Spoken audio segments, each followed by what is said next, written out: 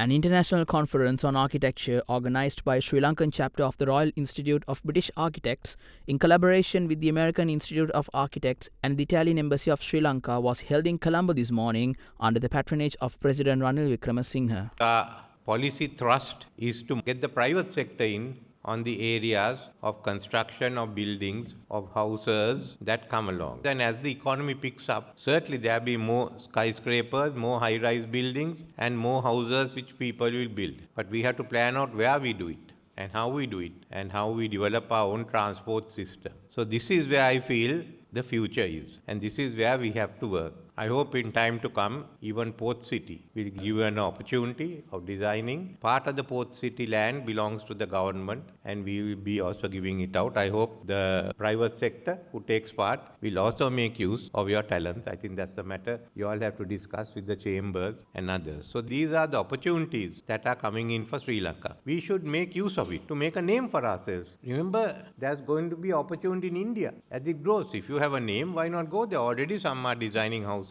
there into Africa. So ensure that we use this opportunity for architects to develop themselves. We can make Colombo a very beautiful city. Already Subhan Ajurong has given us that plan. So on that we go ahead. We've also got another Subhan Ajurong layout for Trincomalee. So that's another area. They'll also be working on a tourist zone from Verugallaru down to Batiklo and then again in the Arugambe areas. Jaffna has its potential. So as we push the tourist industry, as we go in for expansion, I hope we will also succeed in getting non-government university in Sri Lanka. The new act enabling provincial councils to establish universities is the start, and then it's a question of how much we need at least 10,000 engineers. We need more architects, IT specialists. Sri Lanka is committed for the climate change goals, and when I took over, the climate change goals were to be achieved in 260. I made it to 2050. Now this UN session, the Secretary General is asking to accelerate the agenda. So we are also looking whether we can do this prior to 2050. I think we can, but from now onwards, our architects will have to conform to climate change criteria. Make use of it, because that means Sri Lankan architects will qualify in climate change architecture,